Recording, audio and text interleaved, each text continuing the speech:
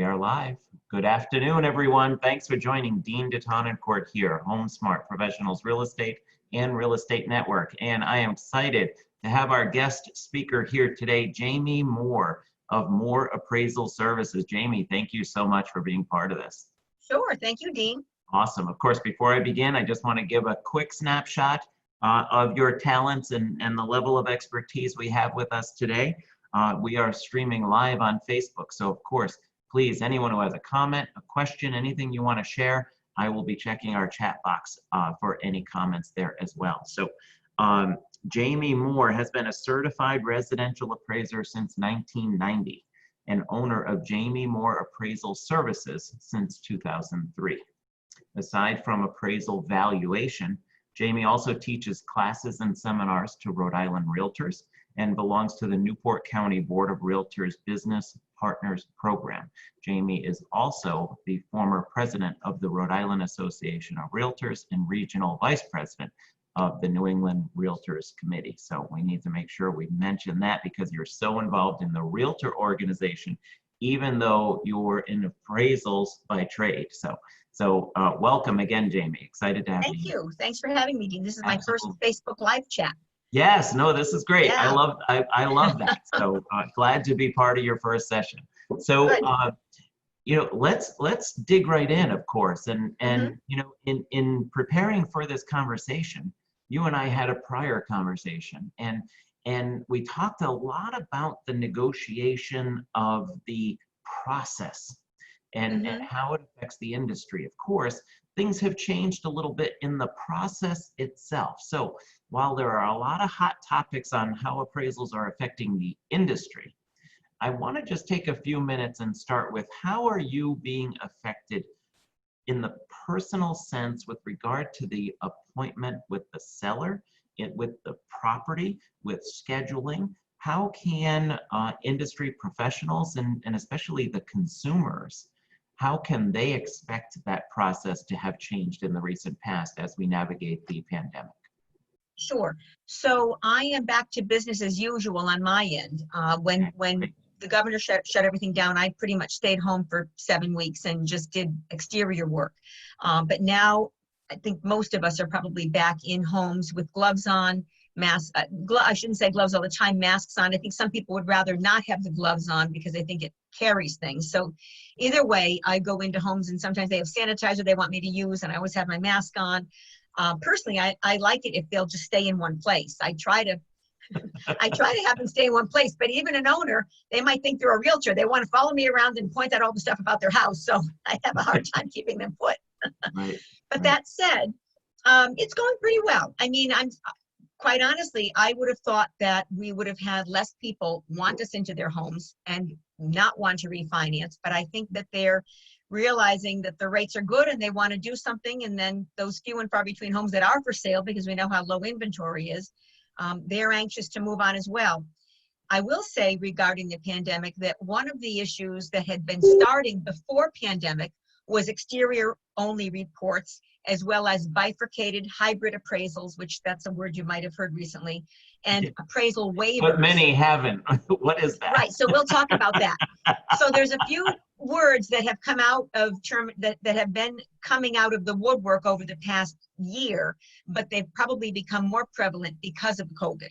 So the appraisal waiver, which sounds like, I'm sorry, it was called a home inspection waiver, a home inspection waiver, or inspection waiver, I should say, not home inspection, but it was called an inspection waiver. Not to be confused with the actual structural home inspection. Right. So they were calling it an inspection waiver, and I think they did that because they didn't want appraisers to realize what it was in the beginning, which it wasn't waiving the home inspection at all. It was waiving the appraisal.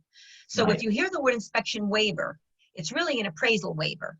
And that allows people to get the house, either they're not getting an appraisal done per se, they're getting something done, the bank is doing something either with the valuation models or there's some other kind of a format that they're using.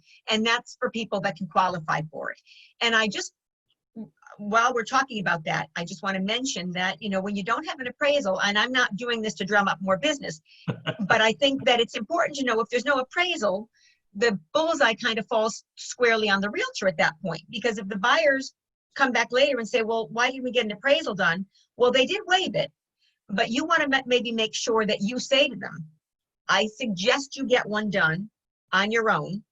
And I suggest if you don't, that you sign my waiver. The realtor could say this, that says that I mentioned this to you. And I think it's a good piece of information for you to keep in the file, so that if there's never an appraisal done and you've noted maybe they should get one, it doesn't fall back in your lap at some point. Yeah. That said, the appraisal waivers or inspection waivers are on the horizon a bit. And the bifurcated or hybrid appraisals are being done as another type of appraisal to really doesn't speed up the process, but it's kind of another way to get things through the system if we're getting bogged down, because you find areas where there's maybe more remote areas, they're using that a little bit more. People having a hard time getting from place to place and getting the data together. So they're asking other people to step in and help out that are not appraisers, but they're going in and getting photos and getting them to the appraiser. So there's a lot of things happening that appraisers aren't necessarily happy about, but we won't talk about that today. But just so that people know, there's other things out there that You can vent if you need to, Jane. I can vent. Well, that's what we're here for.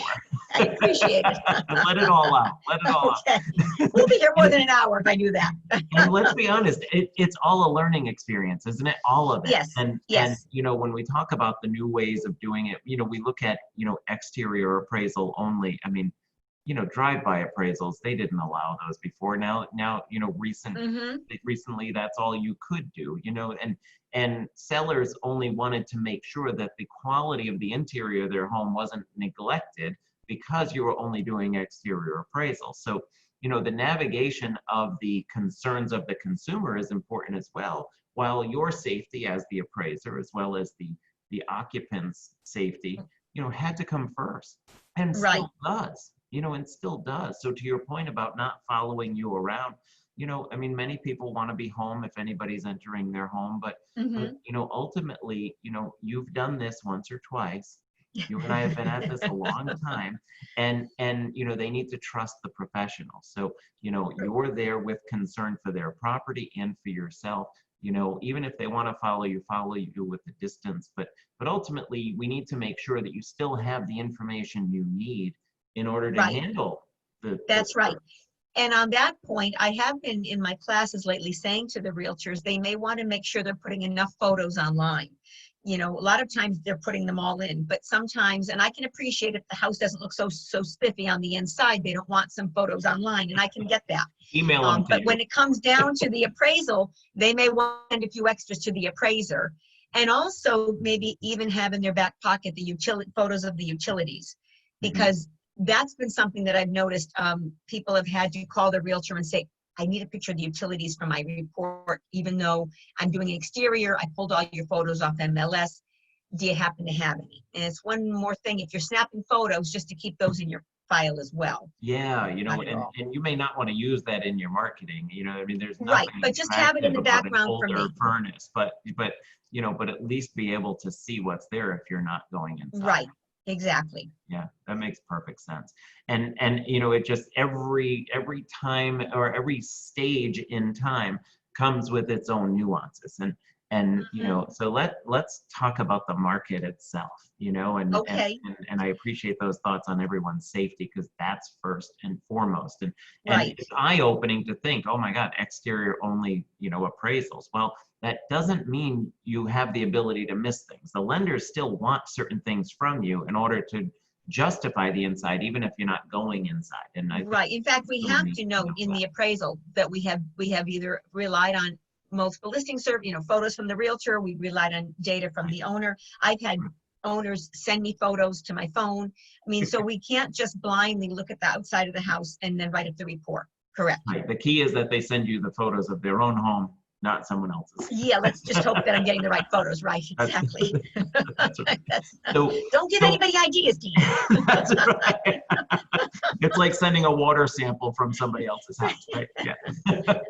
So when we look at the market, we talked about the hottest topic of what's happening, and I think we can expand from there. But the hottest topic in today's market, and while we don't want to set anyone up anyone up for failure with this conversation because we set expectations. But you know, with the inventory being so low in every market, you know, we're talking every market. You know, we've got folks tuning in from all different states. So this isn't just Rhode Island specific, although that's where you're focused. We're talking appraisals in general, aren't we? So let's look at the market in the sense that low inventory means that we have more activity when we put a house on the market, and the days on market, while have remained consistent in the past handful of months, is still hovering at or just below 60 days on the market. It's the absorption rates that have changed. You know, we've got less than 2 months supply in many areas, and that's even more specific when you get into certain cities and neighborhoods. But that's driving activity. Activity drives interest. Interest drives multiple offers. So we have multiple offers, and the way buyers are competing right now is by offering higher, and in most cases, over asking price, which now we have multiple offers, in many cases, multiple offers over asking price. And again, I don't want to say to every seller out there that you're going to get multiple offers over asking price, because you'll assume if you don't in the first week that your realtor isn't doing their job. That's not the case. But a common occurrence out there is multiple offers over list price.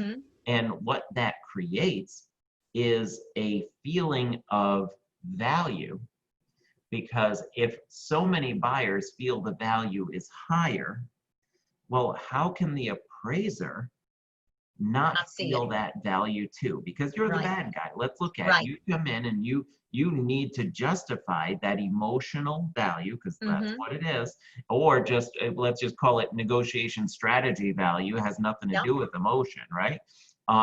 You know, so you come in and you have to justify that, and in many cases you're able to, and in some you're not. Talk to me about how that evolves and how you navigate it, and how we need to navigate it as professionals. Sure. And so when we spoke before, I said 2 words: manage expectations.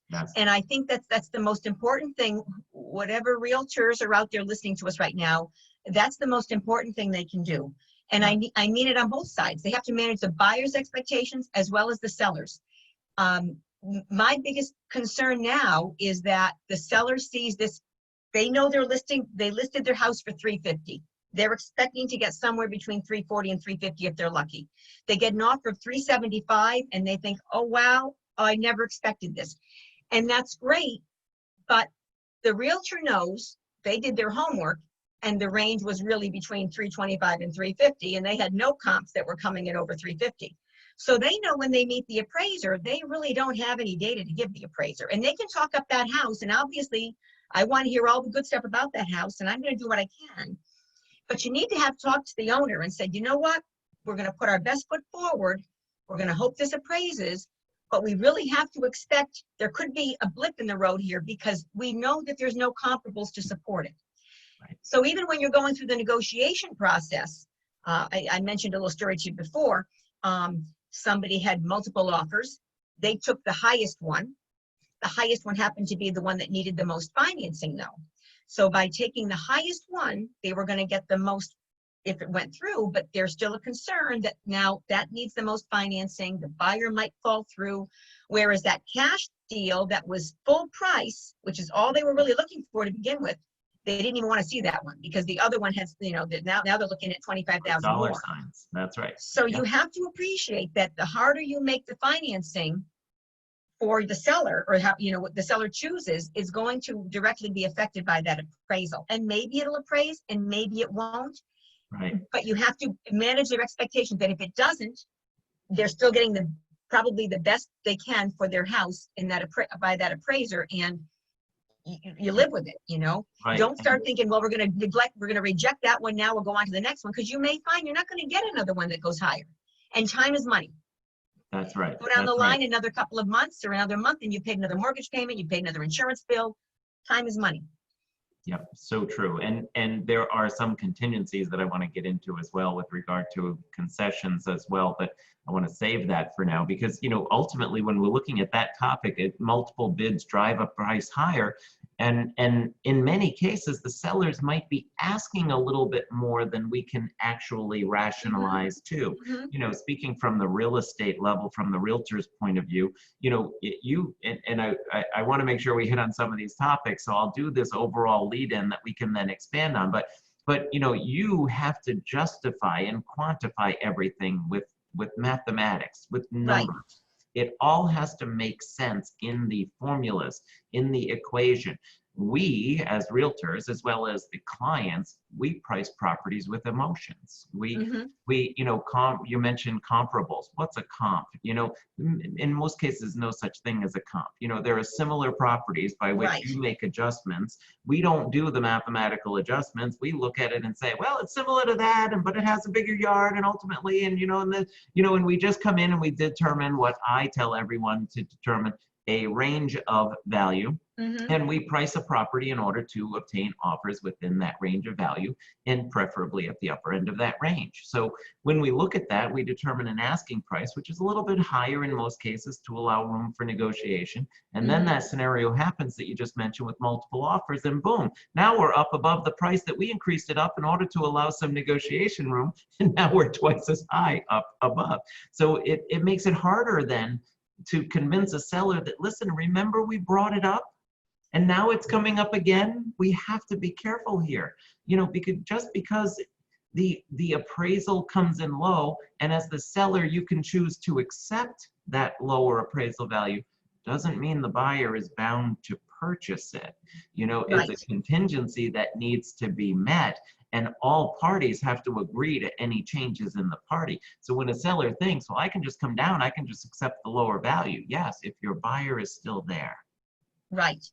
And So, so we talked about the expectations on the seller side, and on the buyer yes, side, it's equally as important, because that buyer going for full financing or close to full financing and trying to wrap in closing costs, we know how hard that is. And I talk about that. You know, the smaller the house, typically the smaller the house, the less amenities the house has.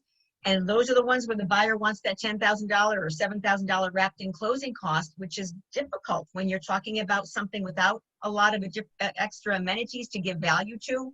And the 3 houses down the street just sold for 250, and now you're trying to get 275. That's tough. yeah, So that's another thing. The buyer needs to know that, and they're out there looking, I realize, and they're getting burned because they're not getting their, you know, they're not getting their offers accepted. They finally get one accepted, but it comes with an FHA financing clause, and it comes with the $7,000 closing cost. And you've got to almost say to them, you know, I know that you don't have the monies, but start thinking about who you could ask for the monies if needed, because we've been down this road before. You've already lost a few. I hate to see you lose more, but this is the scenario we're going to be up against every time. And you yeah. need to have maybe an outlet to get those extra closing cost monies from someone else, because it may not be able to be rolled into the appraisal value. Right. Well, you know, it rolled in, or, you know, let's call it what it is, bumped up. You agree on Right. price with between the parties, and then the buyer wants to roll in closing costs. So we bump up the price in order to Right. allow for a seller concession within the financing guidelines. So before you even get to that point, you should be speaking with the lender to make sure that that's even doable. But then you Mm-hmm. just have to just pray that the appraisal comes in that allows you to. There are many buyers that just don't have the extra money for closing costs. They've managed to save enough money for the down payment. Mm-hmm. They just don't have the closing costs. And financing allows you to roll that into the price or to receive a concession from the seller. It can't always be assumed that it's bumped up to allow for that. Technically, the seller is paying it. When you bump it up, who's Right. really paying it? The buyer over 30 years time. But you know, it can't be as it's not always as simple as that. It can't be Right. looked at as being as simple as that, because you come along and can't justify it, and then what happens?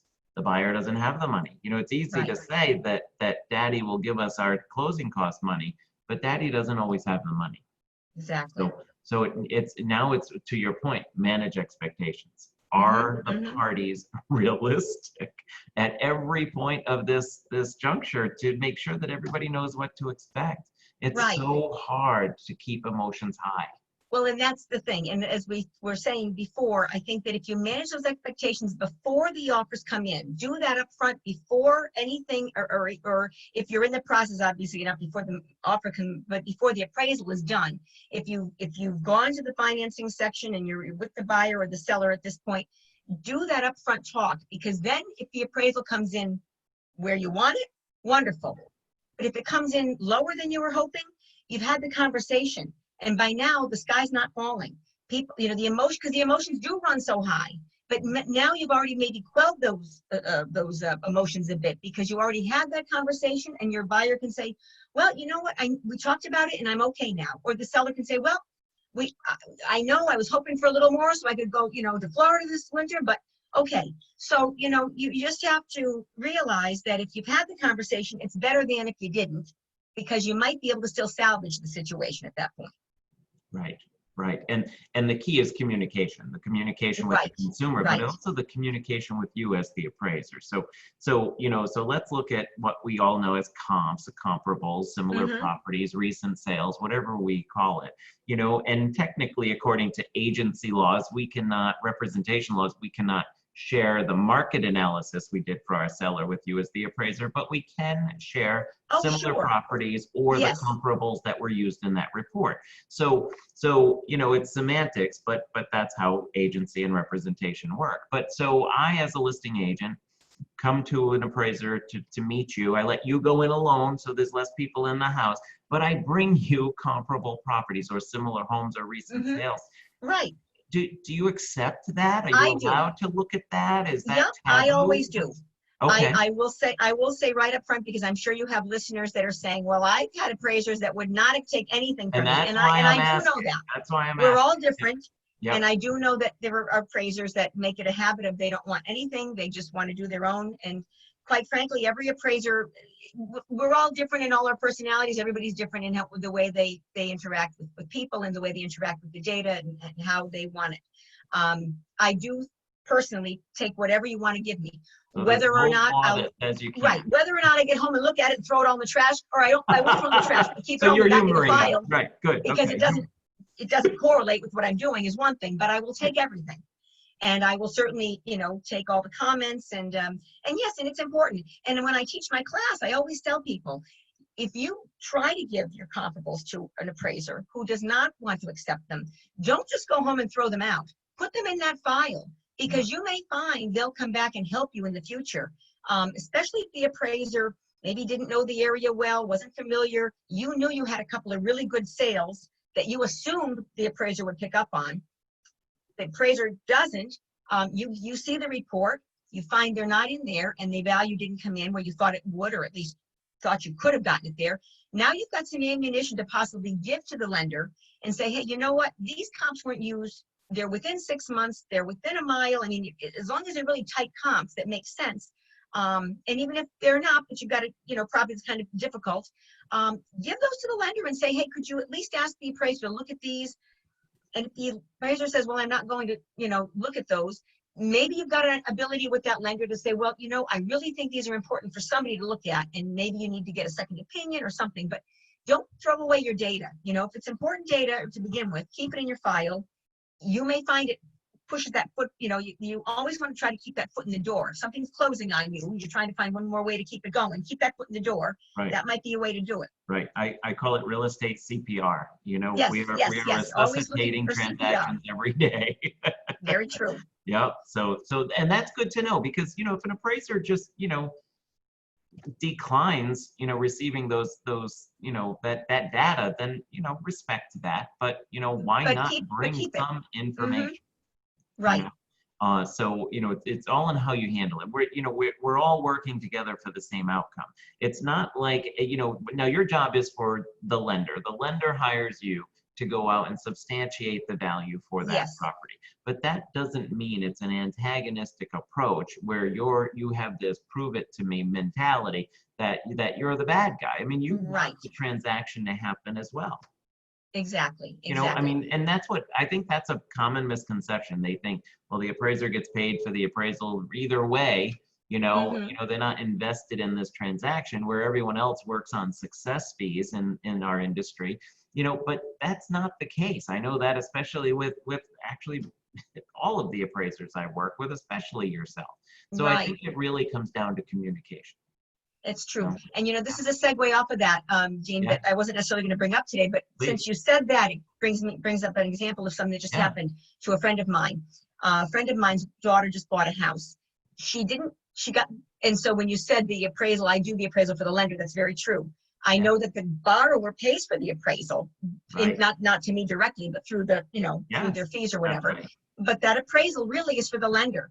And I don't know, because I don't sit on your side of the desk with this, but I don't know when always the buyer gets the appraisal. I believe they're supposed to get the appraisal before the closing, but I don't know how many days they necessarily do or whatever. In this case, I don't know that I think the buyer had it in time or before the closing, didn't really look at it because the value was there, didn't have a problem. After the fact, realized when reading the report, they thought they were buying a 3-bedroom house. They were in fact buying a 2-bedroom house. Yeah. And so that's the issue. It's not the value, but they didn't look at the report because they thought, well, we're all set. But now she's saying, ooh, I didn't know what I was buying. And it was completely written out in the appraisal. And I'm always and I didn't do this appraisal, but I'm always very conscientious about making sure that there's a due diligence there with what is the house legally and all that. So I do think you need to caution your buyers, the realtors out there listening, to make sure that they're looking at that appraisal before, or making sure that what they're buying is what they're truly buying. Because that's another part of this that doesn't necessarily bear out with the value. Value could be fine, but is there an issue that they should know about before they take ownership of something, and then it's their problem to deal with? Well, and that's a great point, because there are situations where, whether it's 2 or 3 bedrooms, what's the design, if it's a septic design, and, the SDS, but ultimately also, let's expand from there. Multifamilies, is it a 2-unit or a 3-unit? Was the 3rd unit added illegally? And by illegally, I say with no permits pulled. And, and is that buyer really buying a 3-family? I've seen sales happen where, quite honestly, whether or not it's the realtor, the buyer, the seller, or the appraiser, nobody caught it. It was just a 3-unit. And it wasn't caught the last time when the seller bought it either. So in some cases, it's not even the seller's fault, because they didn't. A lot of times, you're right. Yeah. I feel bad when I do those and the seller's holding the bag and saying, well, I bought it this way. And I'll say, I know. Yes. So it's hard.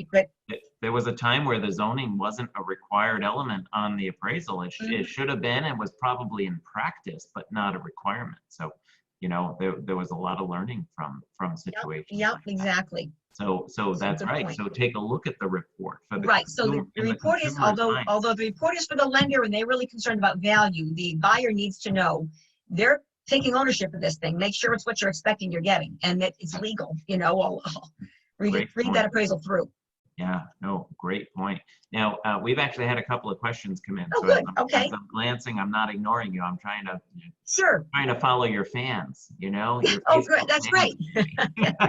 So a couple of questions. So one of them is, does the down payment come into play at all with regard to the appraisal? So if you're doing 20% down, does it need to appraise at the 80%, or does it need to appraise at the 100%?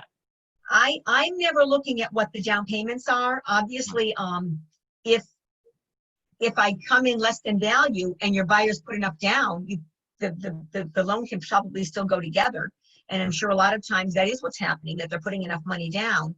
But still, it's the right of the buyer, if they've got in their contract, subject to appraising at full sales price, they can pull out if they don't like that the appraisal didn't come into value. But if there's enough monies there, then certainly, it looks like it might still go together.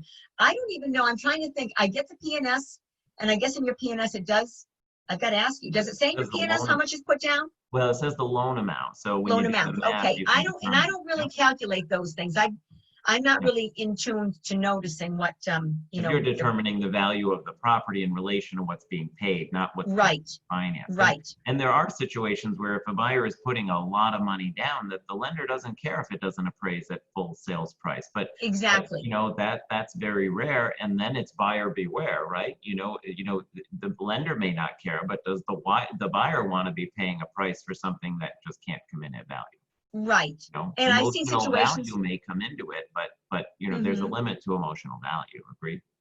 And it's hard. I mean, we know that we're in a market now that's at the very top. I mean, we haven't gotten into this part of the subject yet, but we might as well talk about, when is the shoe going to drop? I mean, I would have thought a year and a half ago. I mean, I'm kind of amazed. I'm more than amazed that we're still going up. But, we've been in this long enough to know there's cycles every 10 years or so. So when is it going to happen again? Who knows? But Right. people that are, just determined to still pay, and I get it. There's nothing out there. They want it. Interest rates are so low that even if the house is selling 100,000 more than they're willing to pay, it's pennies on the dollar. So, they may not care what the sales price or what the appraised value really is, even if it's low, because they're still going to buy it. They think it's worth it because they're paying so little. And they I might get be that. there long term, and the rates make it affordable. Right. Yeah. So Yeah, no, and so let's hit on that subject again, just because I don't know if we honed in on it enough. As you mentioned it, I'm realizing we segued. So we have multiple offers on a property. All offers are $20,000 over list price. mhm, Appraiser comes in and it appraises near or at list price. The realtors / buyers say, well, how can you justify that if we have 4 people who are willing to pay $20,000 over list price? How can you possibly say that it doesn't hold that value? What's your response? right. And so I do look at it long and hard, and I'm certainly going to try to justify as much as I can. Let's say that the best comp was 300, and this is selling for 350. And boy, that's a big swing. And it's typically not that big, I realize, but just to make it in simple math, Yeah, can I get to 325 anyway? Can I get at least toward what we were with it being supported? right. Obviously, it's all about supporting it. And so I'll give you a good example. I just finished typing an appraisal before I got online with you right now. Yeah. It's a condominium in Pawtucket. It's 3-bedroom condominium in Pawtucket. They bought it back in 2014, so they've got good equity in it. I actually did the median price math, so to speak, and values for condominium markets in Pawtucket from the time they bought till now went up about 70%. It's crazy how much they've gone up. Wow. So with my number that I came in at, I'm justifying that. But I'm sure the lender's going to say, wow, and it's a refi, so I wasn't dealing with the sales price here. But I wanted to make sure they realized I took the time to do a little bit extra legwork, because I know that it looks like I'm giving them so much more value than they paid for it. But as we speak, there are 3 in the whole Providence County, not in Providence, in all of Providence County, be it Central Falls, Pawtucket, Lincoln, Smithfield, all of Providence County, there are 3 listings under $200,000 that are 3-bedroom comps, condo comps. 3. Wow. So I've made this, and now, so I've basically been, trying to do this with all of my reports, where I'm trying to justify why I'm coming in higher. I'm not saying I can make it to the end zone where you want it, but I'm at least trying to show, yes, there's low inventory, and yes, there's a significant amount of buyer activity, and that's driving up the numbers. But the other thing we should talk about, do I have a minute to bring this up? Or do you want to get to it? I've got a couple of questions, so go ahead. But with your thought, I want to make sure we get to everybody's questions. So, great. So I'm just going to make this comment about time adjustments, because this is important too. So I've been in this for 30 plus years. So the first go around with the market getting crazy, I mean, in 88, 89, when the market was crazy, I was selling real estate then. And I didn't know anything, and I sold everything I could, and it was great. And I knew nothing, and there was no buyer agent. We could all work for the buyers and the sellers, and life was good. That was all fun, right? It was a good time, right? And then I got out of the market in 90 and became the appraiser. And then things started to go the other way. But then when things came back up again, 2005, 2006, 2007, and some of those people can't still now recoup what they paid in 2005, 6, and 7. But back then, we would make positive time adjustments. If somebody sold a house yesterday for 200 and the house next door was selling for 210 the next month, and then the house next door sold for 220 the next month, boy, I could be making a positive time adjustment of 5% a month, and it all flew swimmingly because it was bearing out. Like you say, there was an active pool of buyers and an active pool of sellers, and the buyers were willing to pay it, So Jamie, why are you giving us a hard time? So I made those adjustments. Right. Well, it turned out, that's kind of why we ended up at the crash, because I was, not just me, but we were bringing the values up because the buyers were justifying that they Demand, pay right. it. Yeah. And it made sense on paper Right. until it started to fall off the cliff. Until the other side of the cliff, 2008, which is when our hands all got slapped. Right. And so, quite frankly, now I don't make those time adjustments. Now, It's hard. if you're in the Boston market, I know, and I even know a lot of realtors in appraisers in Rhode Island that will make adjustments for things, but I get very gun shy about that because you know where it's going at some point. So on that note, we don't have to keep talking about it, but if people have questions and they want to ask me more about that, they can even call me off air, so to speak, and I'll discuss. But that's the way that things got together before, was we're using those adjustments. Right. Right? And the world was flat then, right? Because it fell. We hit the other side of the ocean. Yes. and it fell. And it was a combination of things. I want to make sure that we don't. Right. It wasn't just that. Lending wasn't just strict. There were a lot of things. It wasn't all the appraisers. Well, you'd think it was. Don't take that burden. That's going to be the rumor in the marketplace now. Oh, see, it was the appraisers. I know. It wasn't the lender's fault. It was the appraisers. All right, so I want to hit on some questions. So we have a number of folks. You do have a lot of fans on today, so a lot of folks are saying hello. There was a question. I want to make sure I go in order here. So, and bear with me, gang, because I'm trying to make sure I follow everybody's questions. So we have a question here in regard to your appraisal report. Are you using the information reported on the field card in the municipality for number of beds and baths? Are you going to, what if the field card says something different than you physically see there? Okay, so me personally, I am looking at, if it's on a sewer line, I don't really have a problem with how many bedrooms somebody says they have. If it's a septic design, I'm going off the septic design. That's the be all and end all. I don't care what the field card says. I don't care what the MLS says. It's always about the septic design, assuming it was built after 1990 and the design is on file. Other than that, I've got to, at that point, go with the field card. But we'll always go with the septic design first. If it's a sewer line, I am happy to call a bedroom something that doesn't have a closet. I mean, if we're on the east side of Providence or we're in a historic home, a lot of times they didn't have the closets in the rooms. As long as it's above grade. So if I'm talking about below grade, I'm never going to call that a bedroom. I know they're used as bedrooms all the time, and that's fine. Right. I just don't personally in my report call it a bedroom. Right, like in a Because to me, lower below level grade, raised ranch, the lower level raised ranch, exactly. That's not technically a bedroom. It can be a room with a bed in it, but it doesn't Correct. be a bedroom.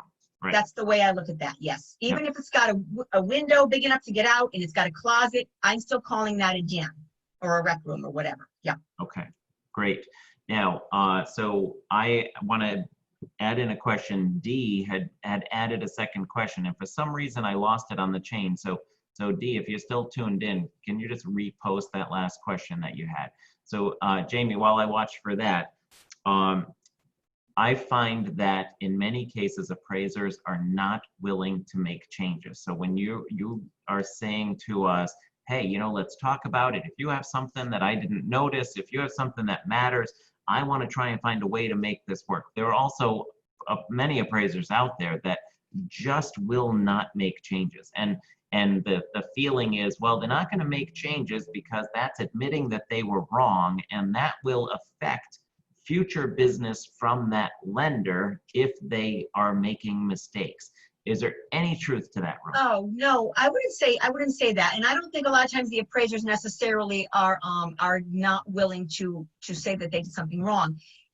They may just feel very, very candidly about what their value is, and that and they'll listen. And even if they listen to your discussion or your rebuttal, they still may feel that they're correct in their analysis. If they ever saw that they did something incorrect, let's say that they missed, I had one that I realized my square footage was off, and it was because I didn't have something over the garage that I should have.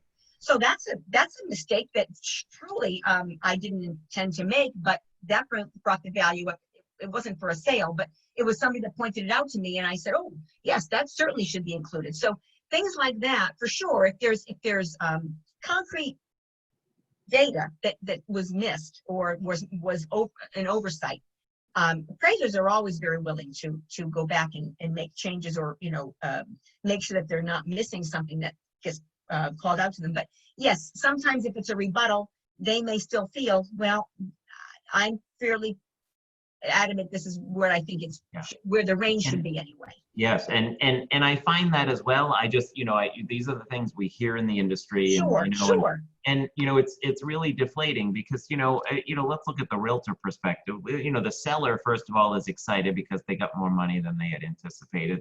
The realtor is really inflated because they're like, wow, I really outdid myself. Look what a great job I did.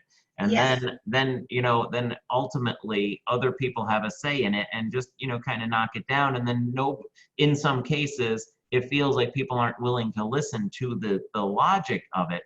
But to the point, you need to document it. You need to find a way to prove it. And instant escalation of market values is hard to document.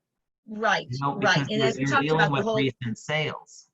Right. And so I will also make the plug, Dean, that when people are dealing with properties that they know are going to be difficult to appraise, they already know, oh my gosh, this was difficult even if I didn't get over asking price. I realize that as the selling agent, you don't have much control over the buyer, but the buyer's agents really have to consider where that buyer goes for financing. Now, I know we talk about the good old days. In 1988, 1987, when I sold real estate, I walked my buyer to the lender and we sat down together and I knew all about what was going on. They don't want to know, you can't know nothing anymore. I get that. You don't even know where they go for the banking, blah, blah. It's a different world. You do need to have some handle on that, in my opinion, because it's going to it can blow up in their faces, obviously. The local lenders know the local market. The local lenders typically use appraisers in the local market. Right. If you're doing something out in Little Compton, it's hard enough because there's not a lot of data to begin with. You don't want to be using a company that's based out of Texas that's sending an appraiser in from New Hampshire. And that happens. So, the realtor has to really, at some point, gain control of that situation when it's going to be difficult. Yes, and by gaining control, we mean making sure that we refer local lenders who are trusted and proven results. Many buyers have their own lender or they got pre-approved online, which is, just not really, in many cases, worth the paper it's written on. So, so trust the local professionals. Every lender has different loan programs, and there are different options out there. And sometimes the only way around an appraisal that could not come in is to change loan programs and get a new appraisal. Right. But it's still subjective, isn't it? Ultimately, it's subjective with regard to the math, how to the adjustments and how they add up. There are different values given from different appraisers, Right. And you line 10 of us up and we all have a different number, so it's right. very difficult. And same thing with us when we're pricing it based on emotions, it's all subjective. So that other question came back in. Okay, good. Thank you, Dee, for sharing again. How much consideration is given when there's an eyesore in the area? So let's say across the street, there's a home that may have, a lot of deferred maintenance. It's not as well maintained as the subject property. Do you deduct for that? No, personally, I wouldn't. Obviously,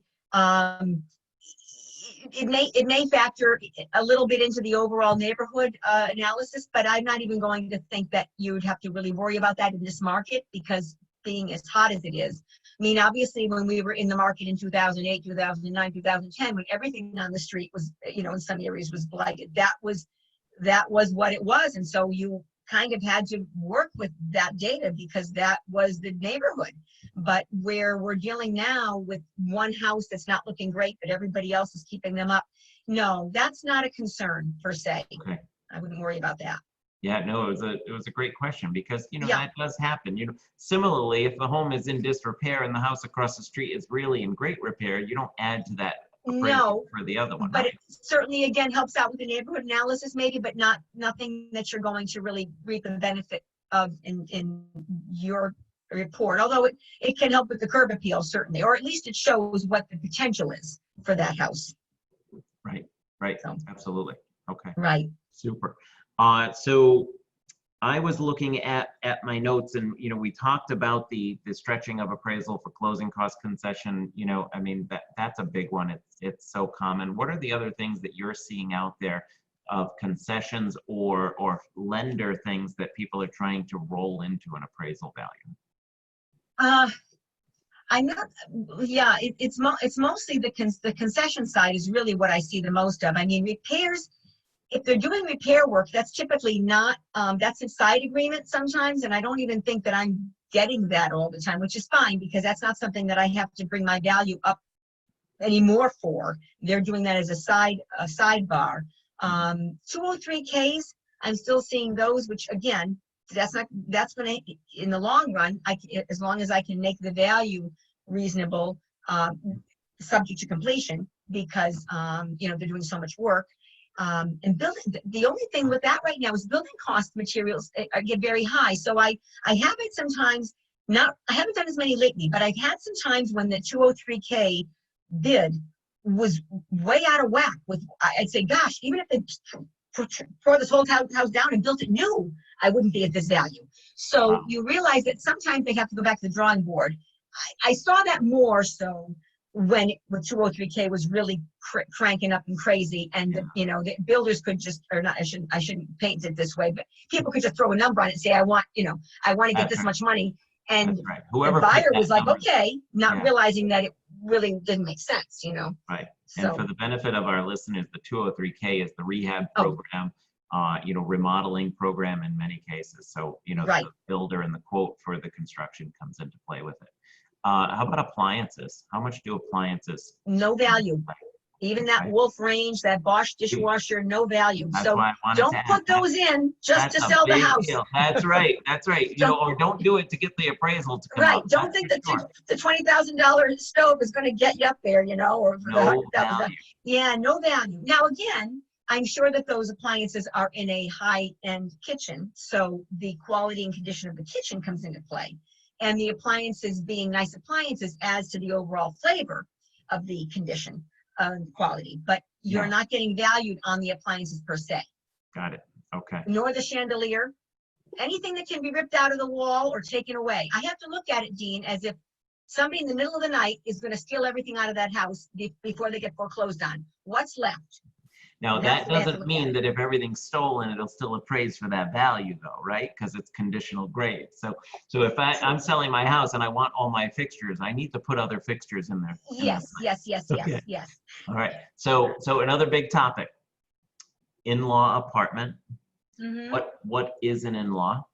How do you take that into account, and how do you compare it to town records to ensure that in-law was approved? In-law versus auxiliary dwelling unit, which a few years ago was approved for family members over age 72, I believe.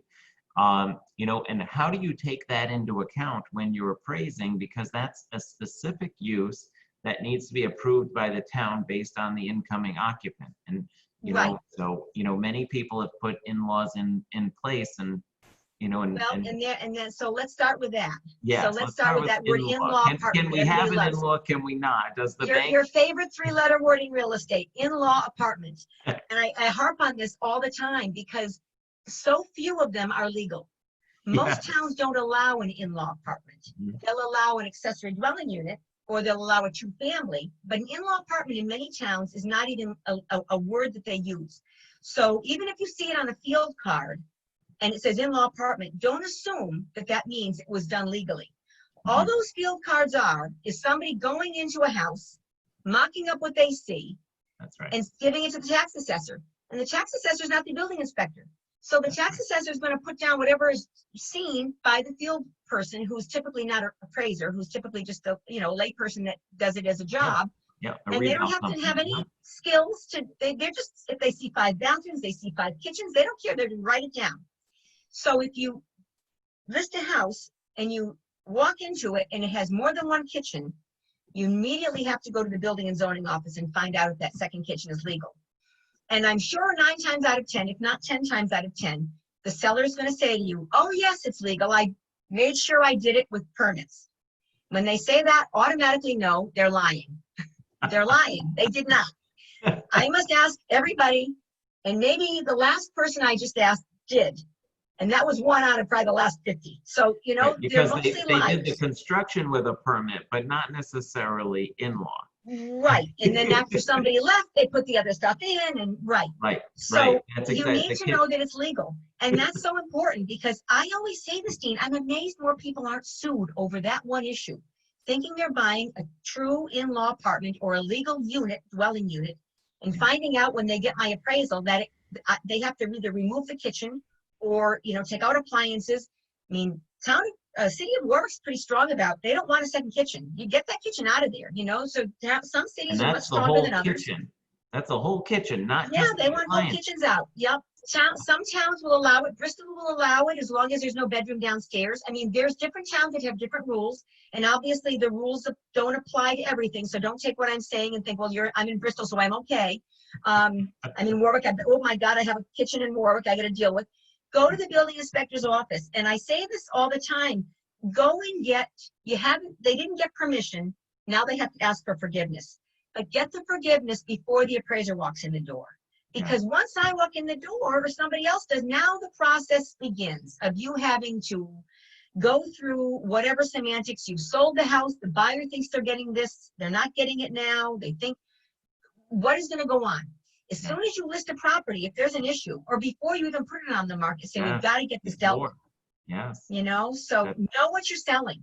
There's a misconception out there that, you know, the appraiser's coming, so you need to take the stove and refrigerator out of that area. You know, so the appraiser comes in and sees a kitchen with no stove and refrigerator. Well, you know, it's still a kitchen. Yeah. I mean, we can try to get away with it's a wet bar, but I know as soon as I leave, that stove's going right back into that spot. You know? That's exactly right. Just like the kitchen was installed right after the building inspector came in and inspected the family room. You know, so we know how that works. But I think it's important for me to say, because I get a lot of these questions from realtors. You know, as a realtor, you know, we should not be removing a stove and a refrigerator unless the lender has specifically asked us or if we were informed. I mean, ultimately, as the realtor, you're changing the facts about that property.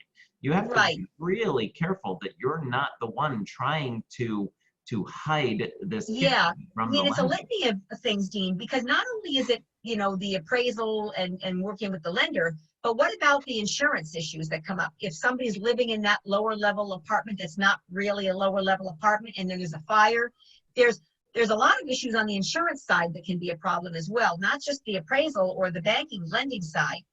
So back to your question though about valuation. So if we get to the point that, hallelujah, it was done legally and it is legal and I don't have to have anybody, you know, go and ask for forgiveness, then yes, if it's been done and permitted legally and it's an accessory dwelling unit, I do try to give it more value because, and sometimes, quite honestly, if that's one of those houses where we're having a tough time getting the value up, but I can give it a little bit more of a bump because it was legally done. Right. And obviously that's a benefit to the person.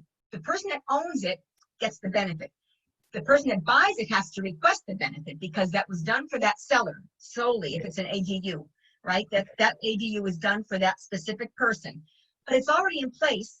I would say chances are pretty good that the next owner is going to be able to qualify, assuming it's, again, just for family member. That's right, assuming they meet the guidelines. They meet the guidelines. But now, you know, you've got a legally done unit. That's a lot better said than something that somebody put in the middle of the night and now we got to worry about. And I really can't value that as that. I can value it as having a bathroom and a rec room, but even that kitchen, can I value that kitchen if I don't know if it's legal? Well, that's right. And that's whether it's below grade or above grade. It doesn't matter where. Doesn't matter where, right. Yeah, it's just a matter of its use. And, you know, so if it is done legally and it is a usage that can be used, now let's be real, it's emotional value for what that usage for the most part. But, you know, is there an actual range of value that? Yeah, well, if I've got an accessory dwelling unit, Yeah, I mean, it's kind of like a carriage house that's on a site, you know, if I give a carriage house 25, depending on the range of value that, you know, again, like everything else, the higher price the house, the sliding scale typically, you know, but doing something down here in Newport on Bellevue Avenue, it's got a carriage house. That carriage house could be worth $250,000, you know, it's legally there, it's on the site. Even accessory dwelling unit for a small ranch. I know South Kingstown ADUs are quite common. They can only be, I want to say, under 300 square feet. So if somebody might have taken their garage with permits now, don't go out and do this without asking, turned it into an ADU, that's got probably a $25,000 value as a standalone unit, because again, it's got value it's legally done. It's got value for that seller, but for the buyer as well, assuming they get the permitting. And it's there. So there's certainly, you know, the sliding scale again, would you say 10, 25? I mean, it depends on the quality, the size, but certainly there's value there. But just knowing that intrinsic value, yes, that there is some, you know, and we have a lot of realtors who will promote their properties in-law possibility, in-law capability. And I hate seeing that word. You Don't know, say possibility, because it's probably not possible. Everything's possible, you know, but is it probable? So, you know, so what is that? You know, with a complete renovation of this lower level, an in-law is possible. Right. You know, but again, there's a false sense that the buyer is walking into an in-law, which they're not. They're walking into a finished basement that's got a kitchen that probably wasn't done with permits. So, yeah, it's like everything else. You got to go ask for the forgiveness. Right. It's a summer kitchen used year round. Right. Yeah, and then trying to get permits after the fact. You know, you're not going to get permits unless they can physically see things like electrical and plumbing and what have you. So now we're opening walls just to confirm. Well, and I had one of those that I had to have somebody do too, and that was not pretty either. I know that was tough. But again, some towns harder than others. I won't say which town that was, because I don't. But just know that all of them, you know, you need to do that due diligence. And the thing is, honestly, if we go in as appraisers and we ask questions of the building inspector, was this, you know, what's the permit say, blah blah. Well, the minute we walk out that door, don't you think they've got it written down in their file? You got to drive by that house tomorrow. So do yourselves a favor and your sellers a favor and say, you know what? Even if we don't ask for forgiveness, we can pretty much guarantee that somebody's going to be going to the building inspector's office and asking about it. And we're going to get a phone call or a knock on the door at some point. It's not like you're trying to be a whistleblower by any means, but the inquiry's there, and the question of whether or not it's, you know, it is what it is, you know, is still out there. So well, I'm gonna harp on my little soapbox a little bit more. So it's basically my CYA, right? It's all about Jamie Moore at that point. Because when that file is sold, the closing's done, the lender's got it, the lender packages it up and sells it to the masses, and then it gets sold 5 times in the next year. But then somewhere along the line, 20 years from now, hopefully you're in Tahiti, I'm in Tahiti, everybody's in Tahiti, I'm the only name left on that loan. That loan resurfaces 20 years from now and goes into foreclosure, or 10 years from now. Your name's not anywhere on it. The lender's name's not anywhere on it. The only name in that file is Jamie Moore, the appraiser. That's the only person that's still in that loan. And they can come back to Jamie Moore. In fact, when I sat on the appraisal board in 2010, guess how many appraisers had to come through, because all of those properties that were going to foreclosure, the lenders just wanted to put somebody in the hot seat, and the only person they could was the appraiser. That's right. So that's the CYA of this thing. I have to make sure that what I'm saying it is truly what it is.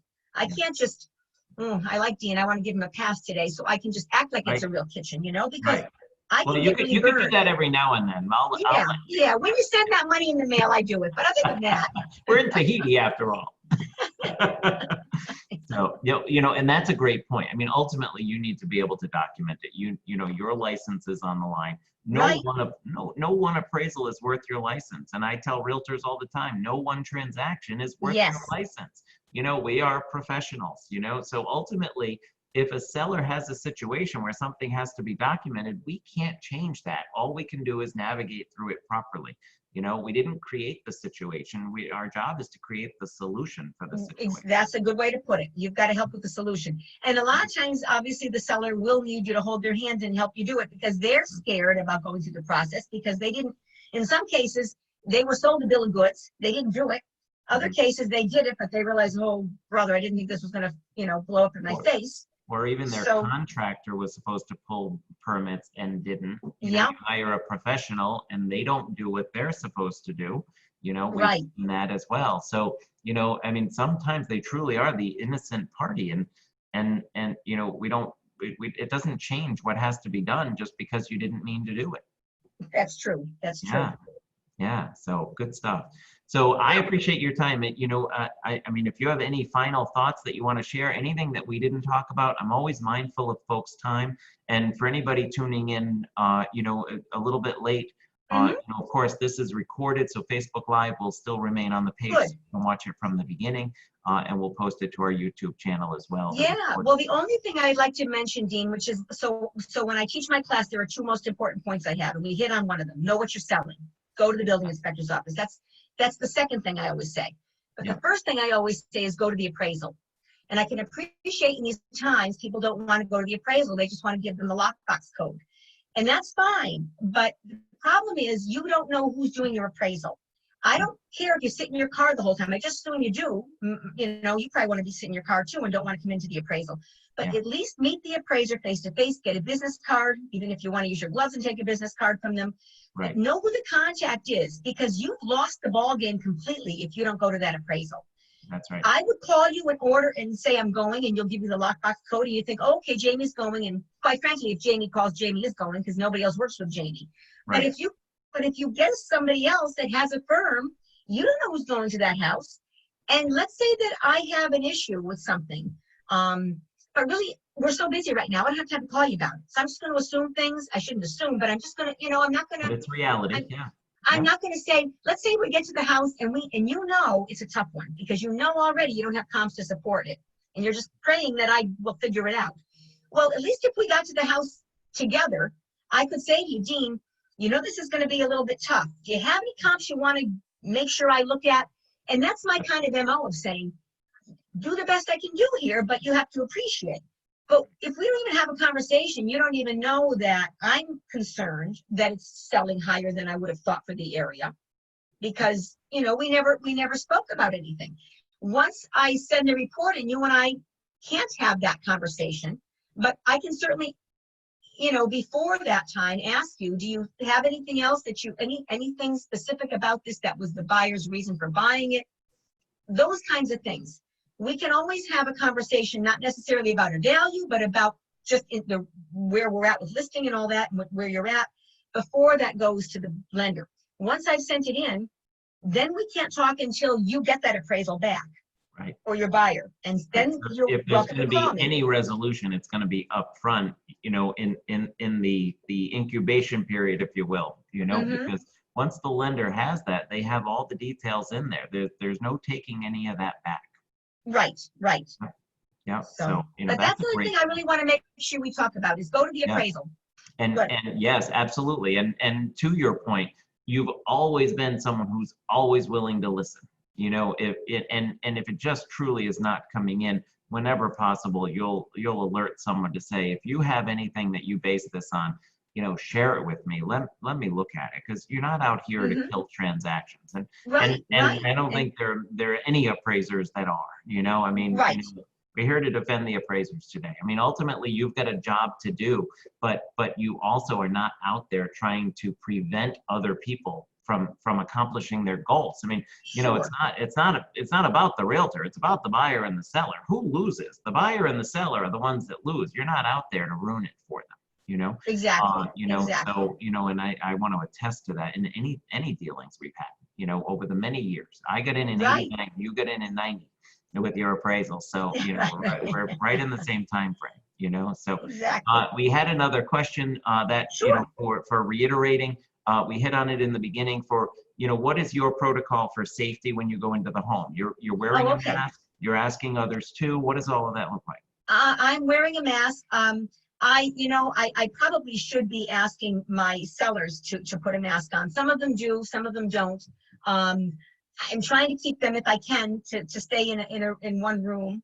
I know someone who's quite good at being a drill sergeant about it, and she basically says to them, I want the front door open, the back door open, all the lights are on. I'm not going to touch a doorknob. I'm not gonna, I'm literally gonna spend 15 minutes. You're gonna stand outside or in the garage and wait for me to be done. And she's been doing that since the beginning, and I give her credit because that's probably the safest way to do things. Yes.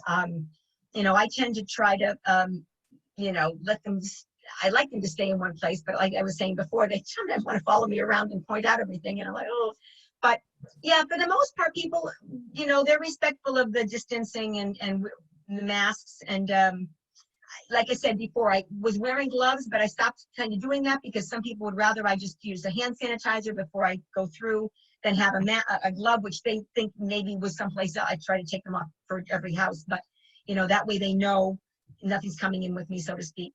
So. Yeah. And even that falls under that expression you said up front, manage expectations. You know, so, you know, just giving you the permission as a professional, manage the expectation of the realtor or the seller who's at that property. And when you come in and say, listen, I just want to let you know how I work. Here's Right. what I'd like to ask, you know, Yep. you know, and whether you're asking them to stay in another room, whether you're asking them to open doors, turn on lights, or what have you, you know, and put on a mask. I think everyone expects to have some form of adjustment Yes. in every scenario. I think a lot of people just don't know how to ask.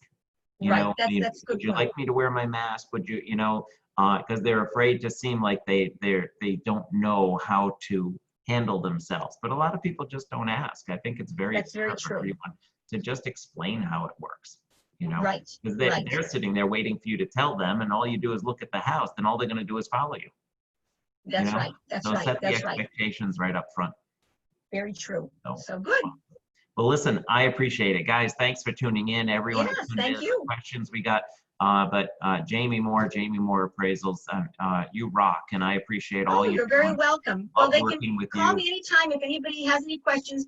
I did find out today, somebody called me a couple of days ago and said, I Googled you and you're no longer in business. And I said, oh, so I had my son today try to figure that out. So I'm still in business. So I have a we're here website. today. We're here today to relaunch your business. I'm Jamie. relaunching my Let business. the world know that you are available. I'm still around, at least for now. So, but thank you, Dean. It was nice doing my first Facebook Live chat. I appreciate it. Yes, that is great. And again, you did great. So I appreciate you being part of it. Thank you all Thanks for so tuning in, and we will see everyone soon. Thanks again, Jamie. Okay, you're welcome, Dean. All Take right. care. Okay. Talk soon. You too. Bye-bye. Bye-bye. Thanks.